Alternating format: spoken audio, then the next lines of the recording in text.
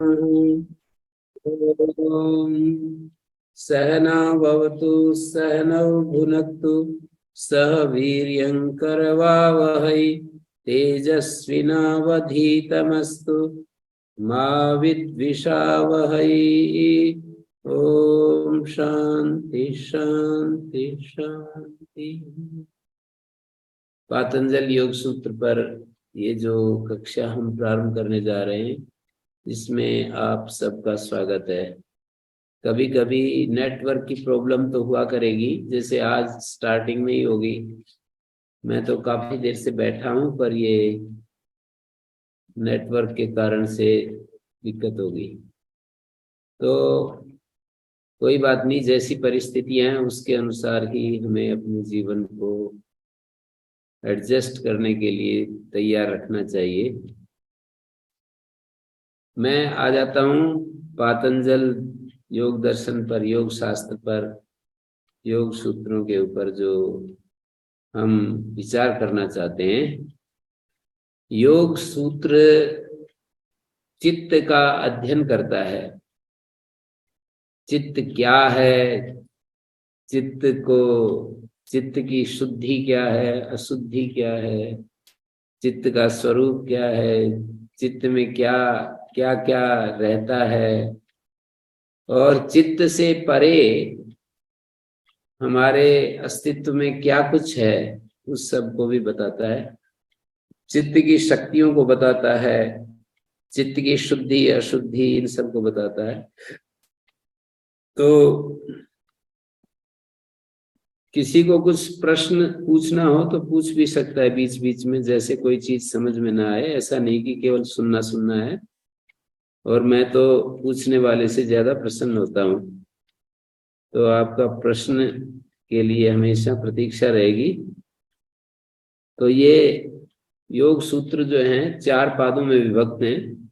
बहुत थोड़े से सूत्र होते हैं, 195 सूत्र हैं। पहले पाद में 51 सूत्र हैं, दूसरे में 55 हैं, और तीसरे पाद में विभूति पाद बोलते हैं तीसरे पाद को। तो तीसरे पाद में भी 55 सूत्र हैं, और चौथे पाद में 34 सूत्र हैं। 2 पादों में 55 सूत्र हैं, दूसरे साधन पाद में भी 55 हैं, और विभूति पाद में भी 55 सूत्र हैं। पहले पाद में 51 है, लास्ट वाले में 34 सूत्र हैं। इस तरह से कुल मिलाकर 195 सूत्र होते हैं। समाधि पाद, साधन पाद, विभूति पाद और कैवल्य पाद, ये 4 इस नामकरण है इनका, पादों का।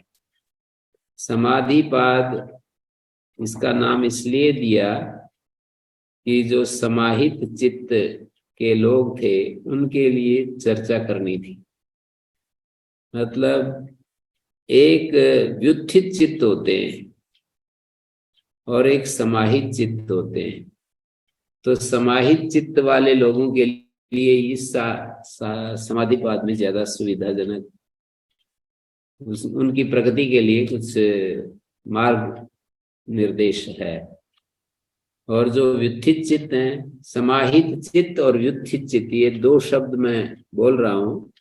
आप सबको जो कठिन शब्द हों लिख भी लेने चाहिए, और फिर पूछ भी सकते हैं बाद में यदि कोई बात समझ में न आए तो।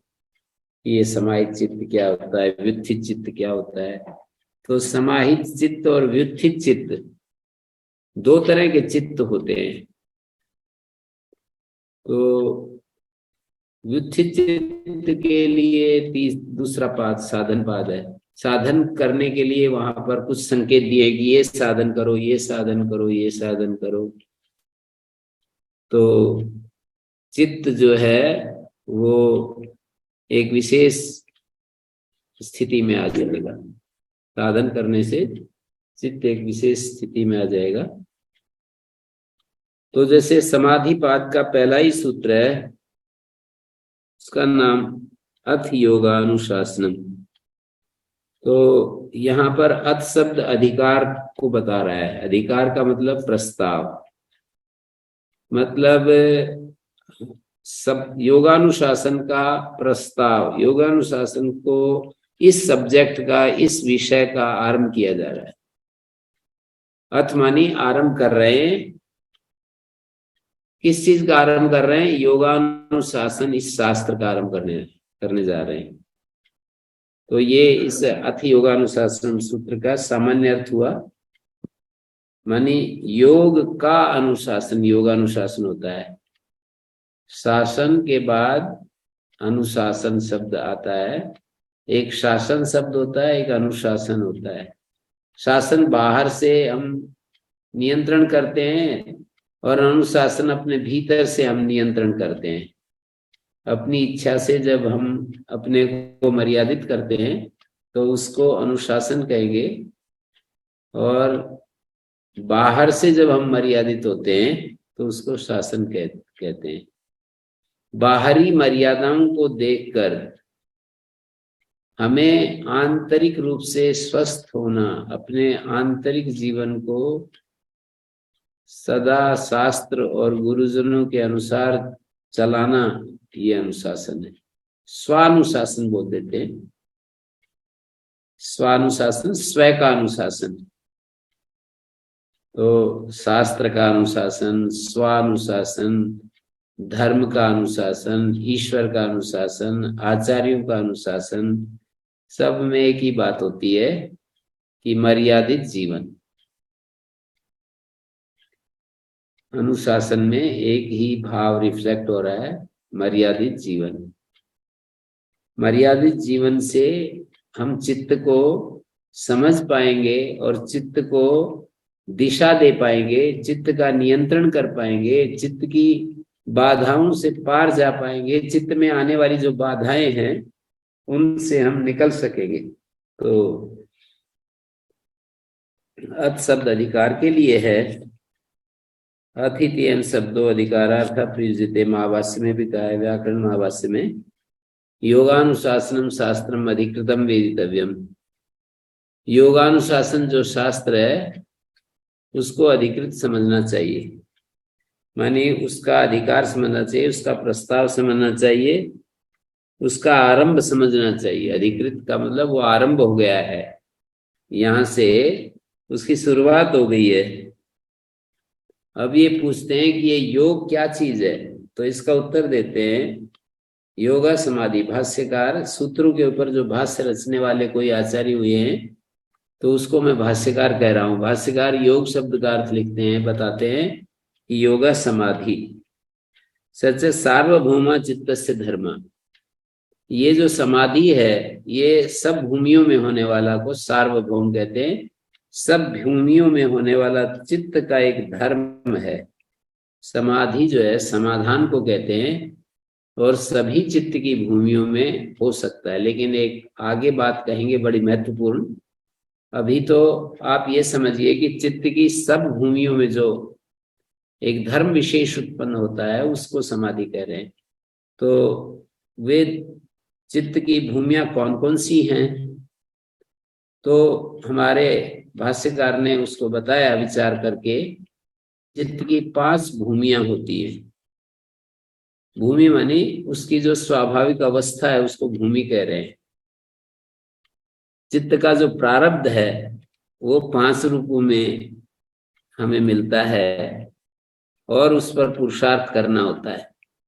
प्रारब्ध वो होता है जो हमारे प्रयत्न, हमारे पूर्व प्रयत्न से हमारे हाथ में जो आता है, पूर्व प्रयत्न से जो हमें मिला करता है वो प्रारब्ध होता है।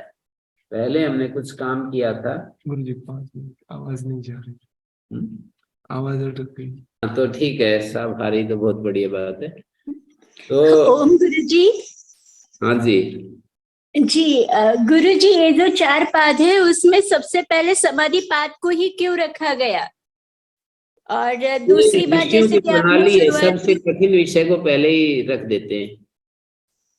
ऋषियों की शैली है ये कि सरल विषय को बाद में रखते हैं, पहले ही कठिनतम जो विषय होता है ना उसको पहले। जैसे अष्टाध्यायी का पहला पाद, महाभाष्य का नवानिक पहला और ये जो 4 सूत्रों में ही पहला सारा जो है ना आ जाता है। वेदांत सूत्रों में 4 जो सूत्र हैं चतुसूत्री के नाम से प्रसिद्ध है। ऐसे ही न्याय दर्शन, ऐसे ही वैसे ही सारा विषय रखना होता है ना, तो उसको रख देते हैं। तो समाधि के लिए, मन की एकाग्रता के लिए हमें क्या क्या मुख्य प्रयत्न करने हैं वो सब बता दिए हैं। मन के डिस्ट्रैक्शन को भी बता दिया है, और मन के लिए जो सुविधाएं हो सकती हैं, बाधाएं हो सकती हैं, वो सब बता दिए। तो देखिए, योगानुशासन शास्त्र को अधिकृत समझना चाहिए। तो यहाँ पर जो है ये चित्त क्या चीज है? माइंड स्टफ अंग्रेजी शब्द बोला जाता है, माइंड स्टफ, MINDSTUFF। और वृत्ति, चित्त वृत्ति निरोध, वहां से अंग्रेजी की एक शब्द में जो एक पुस्तक है नीचे नीचे नीचे जी सोफा के ऊपर। तो जो मॉडिफिकेशन एक शब्द प्रयोग किया जाता है, तो वृत्ति है मॉडिफिकेशन, चित्त की वृत्ति और उसका निरोध। हमने देखा था कि योग समाधि को कहते हैं, वो सार्वभौम चित्त का धर्म है, सब भूमियों में होने वाला। सब भूमि कौन सी है चित्त की? तो कहेंगे क्षिप्त, मूढ़, विक्षिप्त, एकाग्र और निरुद्ध। रेस्टलेस शब्द का प्रयोग होता है क्षिप्त शब्द के लिए, और मूड के लिए होता है स्टूपिड। ये मूड शब्द का अर्थ है, और एक शब्द है विक्षिप्त, डिस्ट्रैक्टेड। डिस्ट्रैक्टेड नहीं, ये नहीं, एक और पुस्तक ये था नहीं, वहां एक और पुस्तक वहां पर ही रखी। तो ये जो है चित्त वृत्ति, क्षिप्त, मूढ़, विक्षिप्त, एकाग्र और निरुद्ध। चंचल अवस्था चित्त की जो है क्षिप्त होती है। जो बहुत चंचल अवस्था होती है चित्त की, उसको क्षिप्त कहते हैं। और मूढ़ अवस्था वो होती है जो बेहोश अवस्था जिसको कहते हैं, मुह वैचित्ते। मुह वैचित्ते धातु से मूढ़ अवस्था बनती है। तो क्षिप्त, मूढ़, विक्षिप्त, डिस्ट्रैक्शन के लिए मूढ़ शब्द का प्रयोग होता है। और एकाग्र तीसरी, चौथी अवस्था है, और निरुद्ध ये 5वीं अवस्था है। तो यहाँ पर क्षिप्त, मूढ़ और विक्षिप्त में भी चित्त एकाग्र तो हो जाता है कभी कभी, लेकिन वो योग पक्ष में नहीं माना जाता। तो उसको योग पक्ष में नहीं, ये इसलिए ये लिखा है विक्षिप्ते चेतसी विक्षेपो सर्जनी भूता समाधि न योग पक्षे वर्तते। योग पक्ष में उसको स्थान नहीं मिलता। क्षिप्त अवस्था में जब एकाग्र होते हैं, समाधि का मतलब एकाग्रता, समाधि का मतलब समाधान, और समाधान का मतलब क्या होता है? समाधि का पर्याय शब्द है समाधान, और समाधान का मतलब क्या होता है? बिखरी हुई चीज को इकट्ठा कर देना। जैसे कोई चीज बिखरी हुई है तो उसको इकट्ठा कर देते हैं, इसका नाम समाधान है।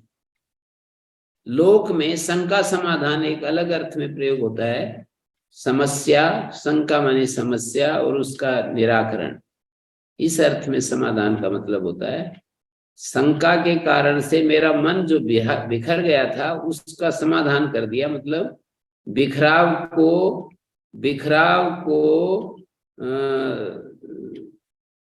जो बिखराव था उसको संकेत करके उसको एकत्रित कर दिया।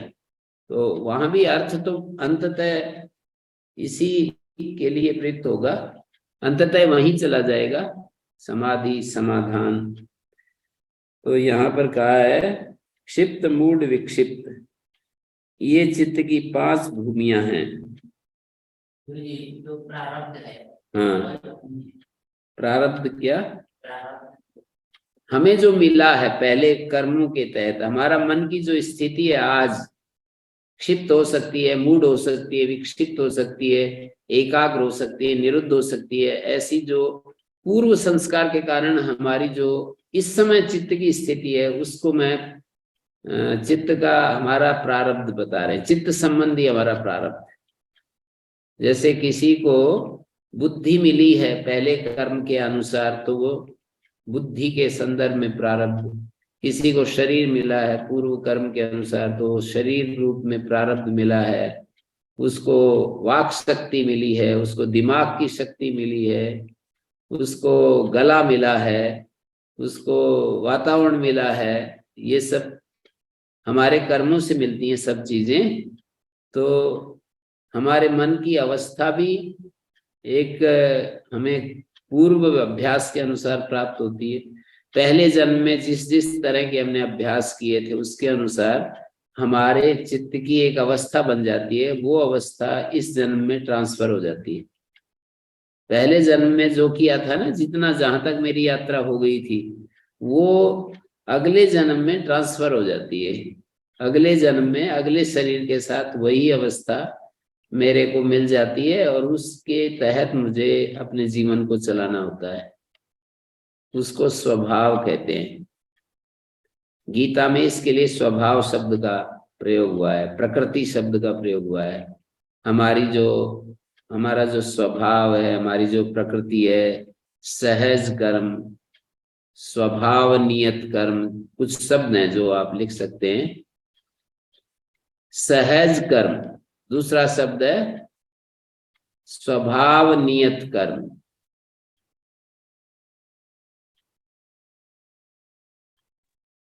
मेरे ख्याल में मैं इसके ऊपर लिखता रहूं तो अच्छा है। आप लोगों को इसमें तो कोई असुविधा तो नहीं होगी ना? जी गुरुजी, बिल्कुल नहीं होगी, बल्कि ऐसा लगेगा जैसे हम कक्षा में ही बैठे हैं प्रत्यक्ष रूप से आपके साथ। हाँ। तो देखिए, एक है सहज कर्म,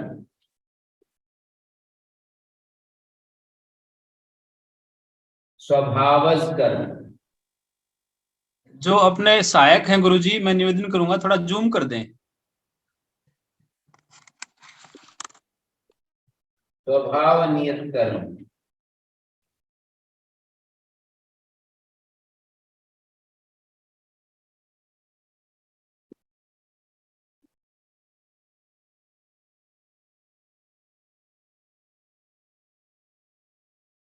तो ये हमारे, इसी को प्रारब्ध भी कहते हैं। चित्त की जो 5 भूमियां बताई, उनमें क्षिप्त, मूढ़, विक्षिप्त, एकाग्र और निरुद्ध,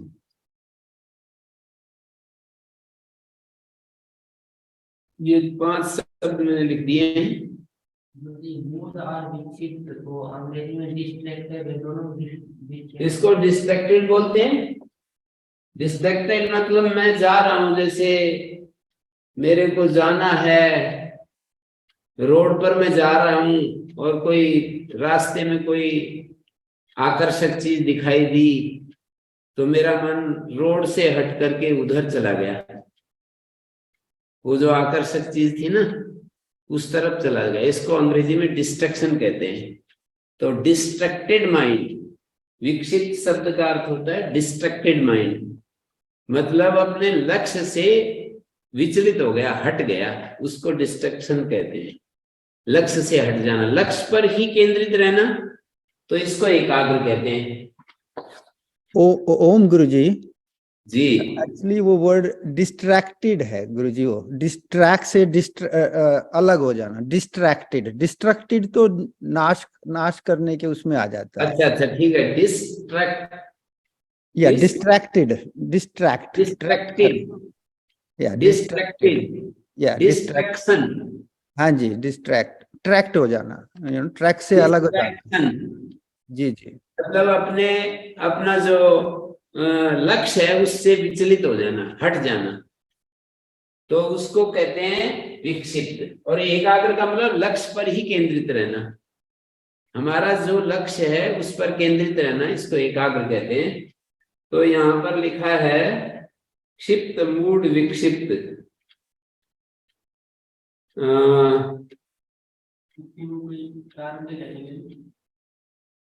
डिस्ट्रैक्टेड, और मूड का स्टूपिफाइड, और क्षिप्त माने रेस्टलेस। क्या पूछ रहे हैं? ये तीन कर्म बताइए, इन्हीं को प्रारब्ध कहते हैं, सहज कर्म। हाँ, पूर्व जन्म से जो हमको सहज रूप से मिले हैं। जैसे कोई एक आदमी तो होता है क्षत्रिय प्रकृति का, नेतृत्व में जाता है। कोई आदमी पढ़ाई में लगा रहता है बाल्यकाल से ही बच्चा। कोई आदमी इसमें खेत में काम करने में बहुत रुचि लेता है, पशुओं में बहुत रुचि लेता है।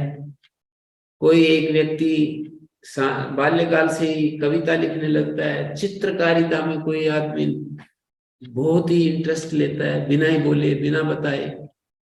तो वो जो है उसकी जो स्थिति है ना, वो प्रारब्ध के रूप में उसको पहले ही प्राप्त हुई है, संस्कार के रूप में उसको प्राप्त हुई है।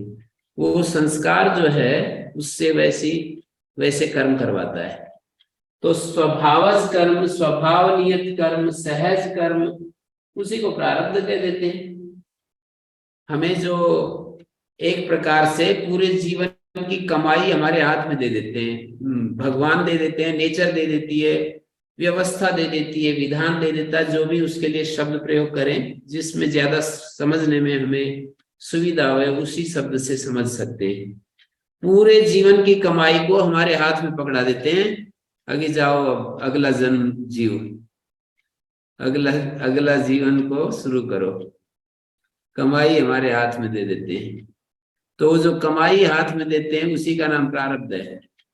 अब उस कमाई के आधार पर हम इस जन्म में गुरुजनों के संपर्क से, शास्त्र के संपर्क से और उन सब को सुनते हैं, उससे फिर हमारे अंदर एक भावना जागृत होती है, प्रेरणा जागृत होती है कि मुझे ऐसे करना चाहिए, मुझे ऐसे रहना चाहिए। तो वो पुरुषार्थ शुरू हो जाता है। फिर पुरुषार्थ का 3 काम होते हैं।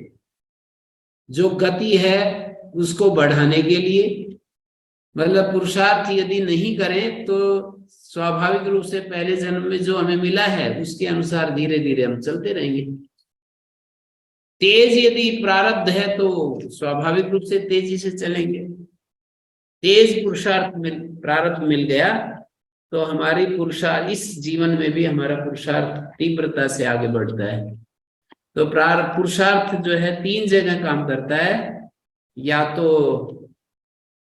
हमारी गति को बढ़ाता है, जिस तरफ हम जा रहे हैं उधर ही, या तो हमारी गति को मोड़ने के लिए काम आता है कि हम जा रहे हैं किसी दिशा में और उधर से मोड़ करके दूसरी दिशा में हमें ले जाना है, या तो कहीं कहीं गड्ढा आते हैं जीवन में, कहीं कुछ आता है, कहीं झटका लगता है, कहीं कुछ धक्का लगता है, तो अपने को रोकने के लिए।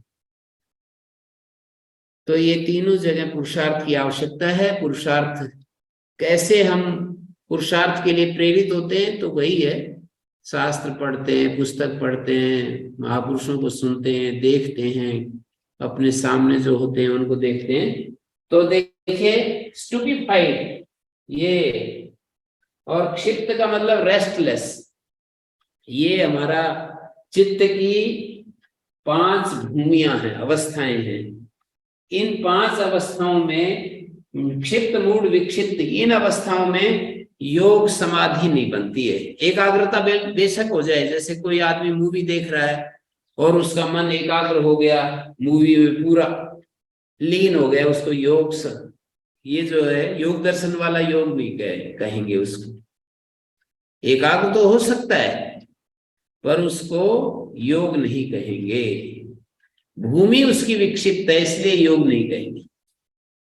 एक भूमि होती है, एक चित्त की वृत्ति होती है। इन दोनों का हम धीरे धीरे अध्ययन करेंगे। क्षिप्त मूड विक्षिप्त अवस्था से हमें निकलना होता है। योग साधक को, इस रास्ते पर चलने वाले को क्षिप्त मूड और विक्षिप्त इन तीन अवस्थाओं से बाहर होना होता है। अपने मन का अध्ययन करते समय उसको समझना होता है कि मेरी कौन सी अवस्था है। क्षिप्त अवस्था है, रेस्टलेस हूं, या मैं फुलिशनेस में जी रहा हूं, स्टूपिफाइड है मेरा मन, या मैं डिस्ट्रैक्टेड है मेरा मन। तो इसको जो है डिस्ट्रैक्टेड, तो एकाग्र जो है 1 पॉइंटेड, और निरुद्ध के लिए अंग्रेजी शब्द आता है अरेस्टेड। जैसे कि कोई आदमी, पुलिस उसको अरेस्ट कर देती है, मतलब एकदम से उसको पकड़ लिया, तो मन को एकदम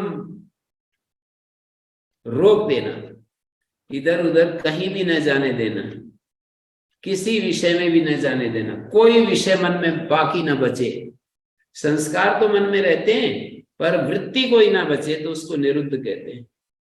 एक ही वृत्ति का होना एकाग्र है, 1 पॉइंटेड, और लक्ष्य से विचलित हो जाए तो वो विक्षिप्त है। और मूड बेहोश चित्त को कहते हैं और चंचल चित्त को क्षिप्त कहते हैं। इसको यूं भी समझ सकते हैं कि जैसे 9 बाधाएं बताई हैं योग शास्त्र में। आगे चल करके एक सूत्र में 9 बाधाएं गिनाई, व्याधि, स्त्यान, संशय, प्रमाद, आलस्य, विरिति, भ्रांति, दर्शन। तो ये जो मूड अवस्था है इसको आलस्य प्रमाद में बताया है। आलस्य प्रमाद। और क्षिप्त अवस्था के लिए आता है स्त्यान। वैसे मूड अवस्था, आलस्य में क्या होता है, चित्त के तमोगुण के कारण से, चित्त में तमोगुण बढ़ने के कारण से उसकी अप्रवृत्ति ही आलस्य है या मूढ़ता है। और स्त्यान सब चंचलता के कारण चित्त कुछ करना नहीं चाह रहा है। चंचलता के कारण से चित्त जो है कुछ कर नहीं पा रहा है, तो इसको स्त्यान शब्द से कहते हैं। व्याधि, स्त्यान, संशय, प्रमाद, आलस्य।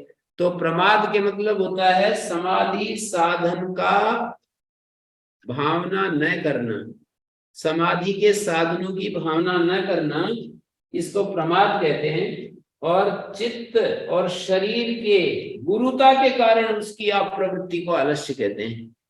तो मूड में एक प्रकार से वही है, तमोगुण रूपी गुरुता के कारण से चित्त कुछ करने के लिए तैयार नहीं हो रहा है। और स्त्यान क्या होता है, चंचलता के कारण उसकी अप्रवृत्ति, अकर्मण्यता है चित्त में। जो हम करना चाहते हैं वो इसलिए नहीं कर पा रहे कि हम चंचल, हमारा चित्त जो है बहुत ज्यादा रेस्टलेस है, बहुत चंचल है। तो चंचलता के कारण जब हम नहीं कर पाते कुछ, तो इसको स्त्यान कहते हैं। और आलस्य के कारण कुछ नहीं कर पाते हैं, हमारे शरीर और मन के भारीपन के कारण, तमोगुण के कारण नहीं कर पाते हैं, तो उसको आलस्य कहते हैं। और प्रमाद तो एक प्रकार की लापरवाही है, बेहोशी है। मतलब समाधि भावना जानते हुए भी, समझते हुए भी समाधि भावना का, समाधि साधनों का अनुष्ठान न करना, इसको प्रमाद कहते हैं। तो ये एकाग्र जब चित्त होता है तो इसमें जो एकाग्र होता है जब चित्त, तो इसमें कोई स्थान नहीं है, स्त्यान को भी, आलस्य, प्रमाद को भी कोई स्थान नहीं है। कोई भी जो संशय को भी स्थान नहीं है, और प्रमाद आलस्य को कोई स्थान नहीं है, स्त्यान को कोई स्थान नहीं है। देखो एकाग्र अवस्था में क्या क्या कुछ घटित होता है, ये वृत्तियां आगे बताएंगे कि 5 प्रकार की वृत्तियां होती हैं। प्रमाण, विपर्य, विकल्प, निद्रा, स्मृति, 5 वृत्तियां होती हैं चित्त में जो उठती रहती हैं। और वो वृत्तियां क्लिष्ट और अक्लिष्ट 2 भेद वाली हैं। सारी वृत्तियां क्लिष्ट भी होती हैं, अक्लिष्ट भी होती हैं। जो वृत्तियां क्लेश मूलक होती हैं, 5 क्लेश होते हैं, अविद्या, अस्मिता, राग, द्वेष, अभिनिवेश, ये 5 क्लेश होते हैं। आगे दूसरे पाद में ये बात चलाई है कि अविद्या, अस्मिता, राग, द्वेष, अभिनिवेश 5 क्लेश होते हैं।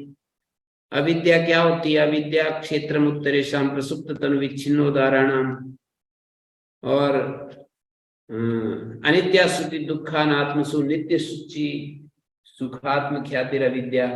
अनित्य में नित्य बुद्धि अविद्या का एक भाग है, अपवित्र में पवित्र बुद्धि दूसरा भाग है, दुख में सुख बुद्धि तीसरा भाग है, अनित्य में नित्य बुद्धि, अनात्म में आत्म बुद्धि। अनित्य, असुचि, दुख, अनात्म, इन 4 में नित्य, पवित्र, असुचि में सुचि बुद्धि, अनित्य में नित्य बुद्धि, दुख में सुख बुद्धि, अनात्म में आत्म बुद्धि। जो चीजें अनात्म है उसको हम आत्मा समझ लेते हैं। ये 4 प्रकार की अविद्या होती है। राग और द्वेष, अभिनिवेश, इन 5 क्लेशों के मूल में रहते हुए यदि हम कुछ सोचते हैं, कुछ विचारते हैं, कुछ जानते हैं, समझते हैं, व्यवहार करते हैं, तो वो क्लिष्ट वृत्ति कहलाएगी। जिन वृत्तियों के मूल में अविद्या, अस्मिता, राग, द्वेष, अभिनिवेश रहते हैं, तो वो वृत्तियां चित्त की क्लिष्ट वृत्तियां होती हैं। और जिन वृत्तियों में विवेक होता है और गुणाधिकार को ब्रेक करने के लिए हमारे अंदर उत्साह होता है, या तो ख्याति विषया विवेक गुणाधिकार विरोधिन्या ताहा अक्लिष्टा, वे वृत्तियां अक्लिष्ट होती हैं जो गुणाधिकार को तोड़ने के लिए तत्पर हैं। सत्व, रजस और तमस, इसमें से पहले रजस और तमस के अधिकार को तोड़ने की बात की जाती है। सत्व का अधिकार तो आप आगे चल करके अपने आप टूटेगा, या उसके लिए भी थोड़ा मन लगाएंगे, वो बाद की बात है। पहले सत्व को नहीं हटाने की बात है, पहले जो है रजोगुण और तमोगुण को दूर करने की बात कही जाती है। तो गुणाधिकार विरोधी न माने रजोगुण और तमोगुण का जो अधिकार है, प्रचार है, उसका जो फैलाव है, रजोगुण तमोगुण, रजोगुण का मतलब क्षिप्त, तमोगुण का मतलब मूड। विक्षिप्त जो है वो कभी सत्वगुण आ जाता है, कभी रजोगुण आ जाता है, कभी सत्वगुण कभी रजोगुण, इस तरह की स्थिति है। गंगा गए गंगादास, जमुना गए जमुनादास। वो एकाग्र माहौल में है, एकाग्रता के माहौल में है तो एकाग्र हो जाता है, चंचलता के माहौल में है तो चंचल हो जाता है। इसको विक्षिप्त भूमि कहते हैं। मतलब वातावरण से बहुत ज्यादा प्रभावित होकर के जैसा वातावरण है वैसा ही हमारी आंतरिक स्थिति बन जाती है। तो इसी को कहते हैं विक्षिप्त। और ये अवस्था योग में सहायक नहीं होती है, विक्षिप्त अवस्था से पार निकलना होता है। तो ये मैंने कुछ बातें बतलाई कि चित्त की 5 भूमि होती हैं। इन भूमियों में से क्षिप्त मूड विक्षिप्त में योग नहीं होता है, एकाग्रता हो सकती है, लेकिन फिर भी उसको योग नाम नहीं देंगे, प्रकृति योग नहीं होगा, योग दर्शन का योग नहीं कहा जाएगा। क्षिप्त अवस्था में, मूड अवस्था में, विक्षिप्त अवस्था में चित्त की जो एक स्थिति बनेगी उसको योग नाम से नहीं पुकारेंगे। एकाग्र भूमि में जो समाधि होगी, चित्त की एकाग्र भूमि, चित्त की भूमि और फिर समाधि। क्षिप्त भूमि में समाधि, मूड भूमि में समाधि, विक्षिप्त भूमि में समाधि हो भी गई तो उसको योग नहीं कहेंगे। एकाग्र भूमि में जब समाधि होगी तो उसको योग कहेंगे, या फिर निरुद्ध भूमि में समाधि, उसको योग कहेंगे। देखो ये शब्द मैं लिख रहा हूं, 4 शब्द लिखता हूं। एक होता है ज्ञान, एक होता है प्रज्ञान, एक होता है संप्रज्ञान और एक होता है असंप्रज्ञान।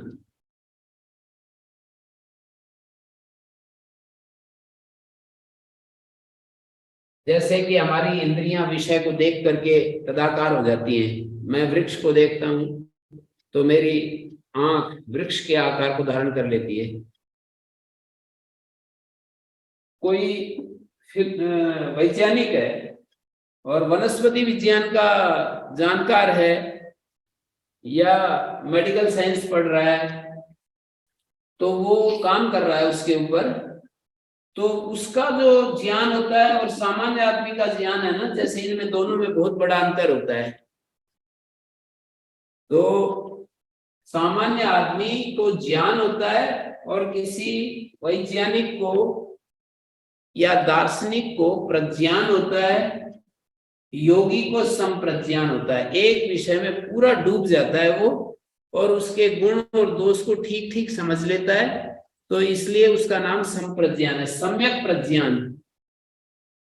और जब वो हर प्रत्येक ज्ञान का निरोध कर दिया जाता है तो उसको असंप्रज्ञान कहते हैं। चित्त में ज्ञान मात्र का निरोध कर दिया जाए तो उसका नाम असंप्रज्ञान। कुछ भी जानने में ना आए, कुछ समय के लिए हम ऐसा किया करते हैं जिससे कि निरोध भूमि में जाने से व्यवहार काल हमारा कम से कम एकाग्रता पूर्वक हो।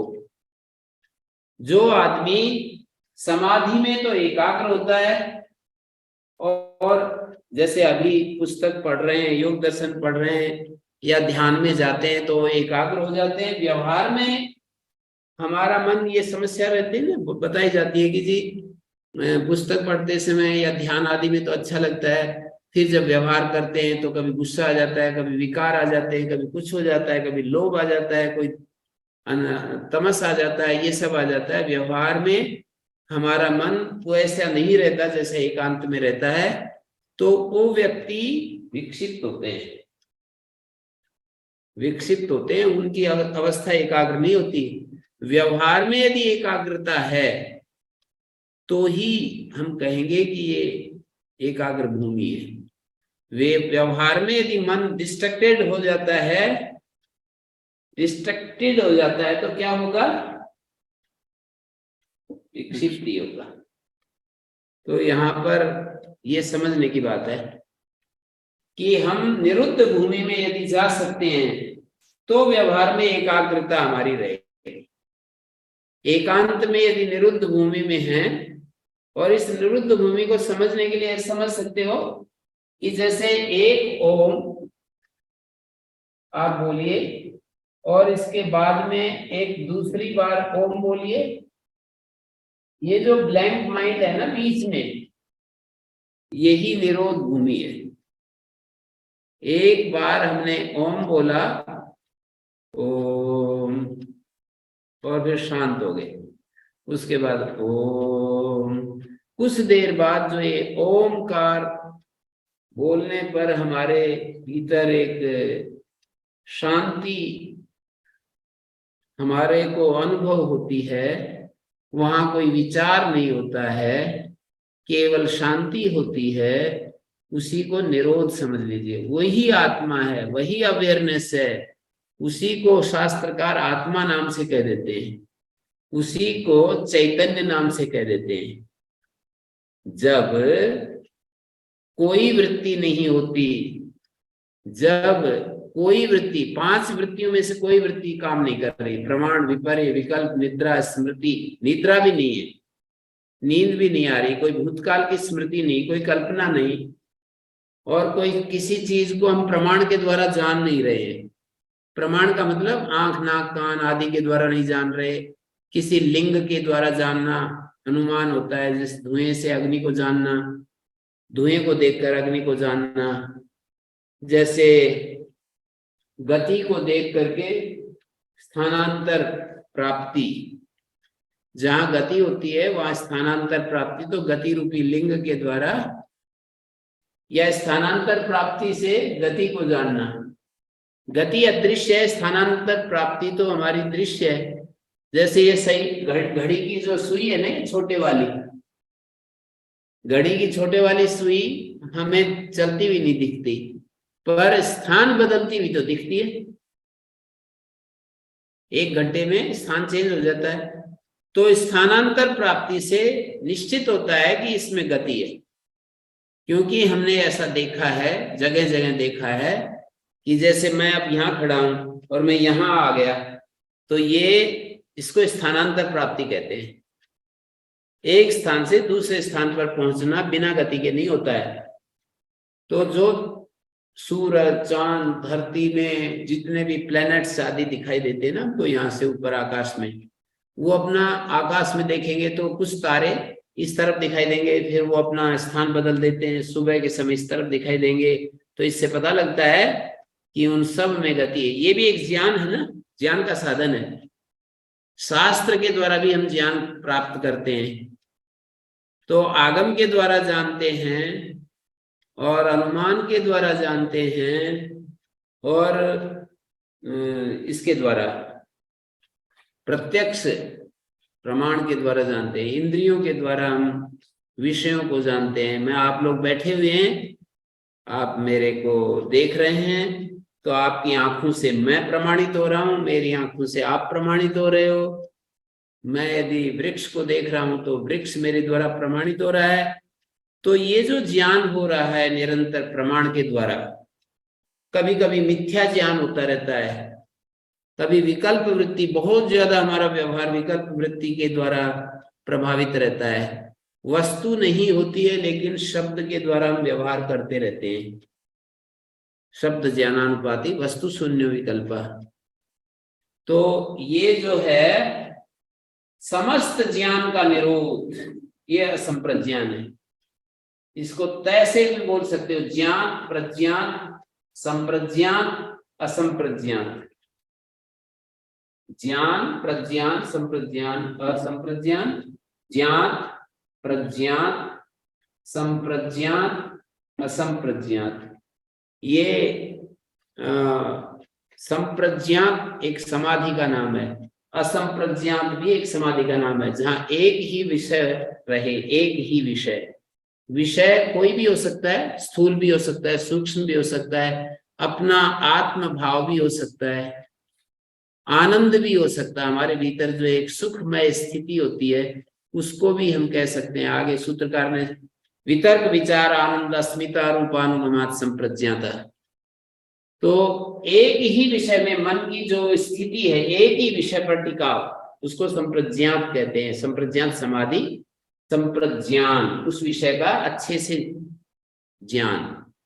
और जब कोई भी ज्ञान नहीं होता तो उसको असंप्रज्ञान कहते हैं या संप्रज्ञात समाधि कहते हैं। कोई भी विषय, ऐसा नहीं कि मैं ईश्वर को तो जान रहा होता हूं, वो एक कहने का बस ढंग है कि भाई हमारे अंदर नींद तो नहीं आई, एक चैतन्य जो है, तो जानने वाला इस तरह से नहीं जानता जैसे कि यहाँ पर हम चीजों को जानते हैं। मैं अलग हूं और मेरे से चीजें अलग हैं। मैं आपको बैठे हुए देख रहा हूं, मैं यहाँ पर इसको खंबे को देख रहा हूं, मैं पर्दे को देख रहा हूं, पुस्तकों को देख रहा हूं। ये सारा ज्ञान अपने से भिन्न का ज्ञान होता है। ऐसे ही ईश्वर का जो ज्ञान है उसमें स्थिति होकर के उसको हम जानते हैं। तो वह जानने वाला कोई अलग से बचता नहीं है। जानने वाला अपने आप को डुबो देता है उसमें, जिसको चैतन्य कहते हैं, जिसको हम ईश्वर कहते हैं, उस ईश्वर में अपने आप को पूरा डुबो देता है। उसका कोई अलग अस्तित्व नहीं रहता है। तो मेरे ख्याल में आज हम यहीं पर विराम देते हैं। ये बीच में थोड़ा सा डिस्टरबेंस हो गया था, कोई बात नहीं। ये तो यात्रा धीरे धीरे धीरे धीरे चलने की है। कोई इसमें, हमें किसी महापुरुष ने कहा है कि लक्ष्य कुछ नहीं है, सारा जीवन ही यात्रा है। जीवन ही यात्रा है, अब यात्रा का आनंद लेना है बस। मतलब जब लक्ष्य को मतलब अलग अलग अंदाज में चीजों को एक्सप्लेन किया जाता है ना, ये भी एक अंदाज है कि लक्ष्य कुछ नहीं है हमारा, कहीं पहुंचना नहीं है, बस यात्रा में रहना है। गुरुजी आपने बताया था भाषा धैर्य। किसी को ये भाषा अच्छी न लगे तो अपना मेरा आग्रह नहीं है, बाकी मेरी बात को स्वीकार करना ही चाहिए, पर इसका आनंद लेना है, मतलब कर्म का आनंद लेना है, पढ़ाई का आनंद लेना है। एक गुरुजी जो पहली स्थिति बताई है क्षिप्त वाली, हाँ जी, उसका कोई उदाहरण देके या उसको थोड़ा सा और क्लियर करें। क्षिप्त हो, ये सारा संसार क्षिप्त ही तो है, इसका क्या उदाहरण ढूंढने की बात है? सारा संसार क्षिप्त ही है। आजकल के नवयुवक क्षिप्त ही हैं, वो तो रेस्टलेस स्थिति बताई ना, रेस्टलेस स्थिति, चंचलता, बेवजह किसी काम में उलझे रहना जी, जैसे बेवजह के कुछ कामों में उलझे रहना, ऐसी स्थिति। सारे ही चंचलता, इंद्रियों की चंचलता, विषयों की चंचलता, मेरे को ये मिल जाए, मेरे को वो मिल जाए, मेरी ये इच्छा पूरी हो जाए, वो इच्छा पूरी हो जाए, ये सारा क्षिप्त अवस्था है। गुरुजी ये क्षिप्त अवस्था जो है, जो नमस्कार गुरुजी, नमस्कार। जो विक्षिप्त अवस्था है, जो क्षिप्त अवस्था आजकल के नवयुवकों में बहुत पाई जा रही है, ये तो बड़ा दुख का विषय है। आपका क्या संदेश रहेगा इस बारे में कि नवयुवक अपने मार्ग से न भटकें, तो योग का किस तरीके से वो पालन करें अपने दिनचर्या? तो बहुत बड़ा क्वेश्चन है गुरुजी। मैं विजय पपने बोल रहा हूँ फरीदाबाद से गुरुजी। तो कौन से सोपानों को कैसे वो अपने जीवन को फिर आगे ठीक करें? नहीं, ये तो मतलब हम जो पेरेंट्स हैं उनको स्वयं आदर्श बन करके उनके सामने खड़े होंगे तो कम से कम अपने बच्चे को तो ठीक कर सकते, सारी दुनिया को ना कर सके तो। अच्छा, तो हमें खुद आदर्श बनना होगा बच्चों को प्रेरित करने के लिए, तभी वो बात बनेगी कुछ ना गुरुजी? हाँ जी, ये शब्दों से तो कौन किसके काबू में आता है, केवल शब्दों से तो कौन। लोग यदि हमने कहा कि सच बोला करो और मौके पर हमने झूठ बोल दिया एक बार, और 1 साल तक उपदेश देते रहे भाई सच बोलना चाहिए, आदमी को कभी झूठ नहीं बोलना चाहिए, और एक दिन हमने झूठ बोल दिया और बच्चे ने देख लिया कि पापा ने तो इस समझ ये तो मतलब अच्छा, तो ये वो समझ जाते हैं कि ये सब कहने सुनने की बातें अलग हैं और जीने से अलग बात होती है। हाँ, स्वप्रयोग करें गुरुजी। बहुत बहुत शुक्रिया गुरुजी, प्रणाम, नमस्कार। जी जी, ओम गुरुजी। हाँ जी। गुरुजी, ये प्रारब्ध जो भूमि के रूप में प्राप्त होता है, तो संस्कारों के साथ विकार भी, विषय, वासनाएं, इच्छाएं, क्या ये सभी हमें वैसे की वैसे ही प्राप्त होती है? और क्या, वैसे ही मिलती है, इसमें क्या है? जो हम आज शरीर छोड़ दें तो आज जो हमारी स्थिति है वही तो आगे अगले जन्म में मिलेगी। हम रात को जो होते हैं सुबह उठ करके वही तो होते हैं, ये थोड़ी होता है कि रात को कुछ और थे सुबह उठते ही कुछ और हो गए। योग शास्त्र का जो अंतिम काम है वो है संस्कारों को समाप्त करना। अंतिम जो काम है, मैं ये देख रहा हूं, भगवत प्राप्ति के भी बाद का जो काम है वो है संस्कारों का समाप्ति। ये अंतिम कार्य है, जो हमारे कोई भी संस्कार बचे नहीं। आलंबन के उपस्थित होने पर भी हमारे अंदर कोई प्रतिकूल स्थिति पैदा ना हो। जैसे बहुत ज्यादा अहंकारी व्यक्ति के साथ रहना पड़ जाए तो हमारे अहंकार में कोई जागरण पैदा ना हो, हमारे अंदर कोई हलचल ना हो, हमारा अहम जो है ना सिर ना उठाए थोड़ा सा भी, जरा सा भी। बिल्कुल अहंकारी व्यक्ति के साथ भी वैसा ही और उसके अलावा अलग समय भी वैसा ही। और इच्छाओं के समुद्र में रह करके भी हम इच्छाएं बिल्कुल सिर ना उठाएं।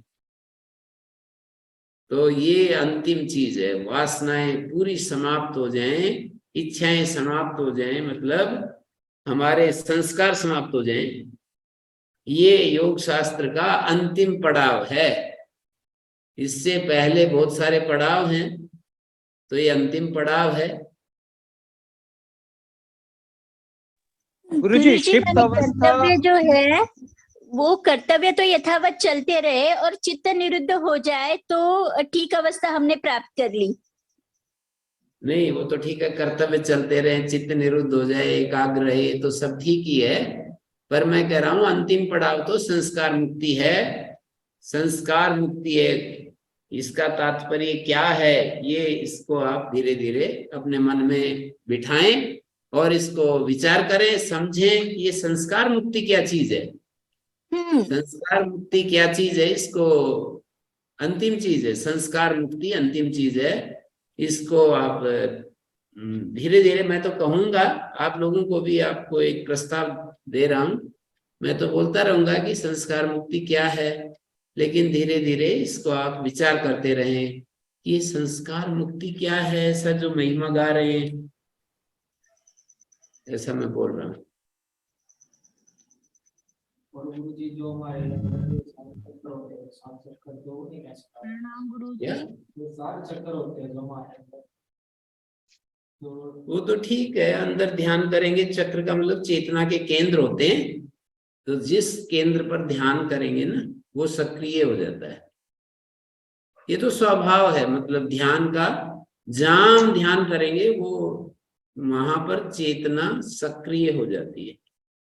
वो एक अलग प्रणाली है हठ योग की। इसमें योग शास्त्र में चक्रों की बात संकेत रूप में तो मिलती है, पर उसको मुखरित रूप में नहीं कहा है। नाभि चक्र, ऐसे ऐसे हृदय कुंडली, ऐसे शब्द तो प्रयोग होते हैं, पर मुखरित रूप से उसको नहीं ध्यान दिया है। हाँ जी गुरुजी, शिक्त अवस्था और प्रमाद में क्या अंतर है?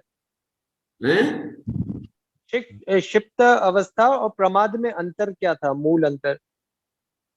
प्रमाद जो है ये है कि समाधि के जो साधना और ये सब पढ़ने के बाद, सुनने के बाद उसको लागू नहीं करना, ये प्रमाद है। लापरवाही बोलते हैं ना, लापरवाही। तो गुरुजी लापरवाही क्यों करना चाहेगा कोई व्यक्ति, ये पूछना चाह रहा था।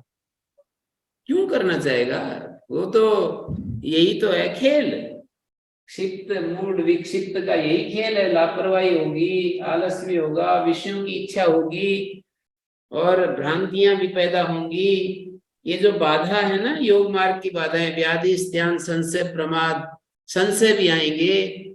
हम तो नहीं करना चाहते, पर जब तक क्षिप्त मूड विक्षिप्त अवस्था में है ना, ये सब चीजें दोहराई जाएंगी। क्षिप्त मूड विक्षिप्त अवस्था से निकलने के बाद नहीं होगी कोई भी बाधा। तो प्रमाद में तो हम लापरवाही करते हैं, और क्षिप्त में हम मतलब एक मन बदलते रहते हैं, चंचल अवस्था है, और चंचलता के कारण से अकर्मण्य रहते, काम नहीं कर पाते। इतनी ज्यादा चंचलता होगी कि आदमी जो है ना पढ़ सकता है ना कुछ और कर सकता है, बहुत ही उसके लिए एकाग्र होना मुश्किल हो जाता है। और एकाग्रता के बिना ना पढ़ाई होती है, ना कोई काम होता है, कुछ भी नहीं होता। तो लौकिक कार्यों के लिए विक्षिप्त मूड विक्षिप्त खतरनाक चीजें हैं। लौकिक कार्यों में भी सफलता नहीं मिलती है। योग शास्त्र, योग का मार्ग तो बहुत दूर है। लोक में विक्षिप्त भूमि वाले अवस्था में भी लोकोन्नति तो हो जाती है, क्षिप्त और मूड की तो लोकोन्नति भी नहीं होती। जो बहुत चंचल होंगे, जो बहुत मूड होंगे ना, रेस्टलेस शब्द कितना अच्छा है अंग्रेजी का, जो रेस्टलेस है, स्टूपिफाइड है, उनको लोक में भी तरक्की नहीं होगी। विक्षिप्त अवस्था में लौकिक उन्नति, क्योंकि जब वो काम करते हैं तो एकाग्र होकर कर लेते हैं, तो विक्षिप्त अवस्था में लोकोन्नति तो हो जाएगी, पर आध्यात्मिक उन्नति अर्थात योग मार्ग में प्रगति करने के लिए यहां से भी बाहर होना पड़ता है।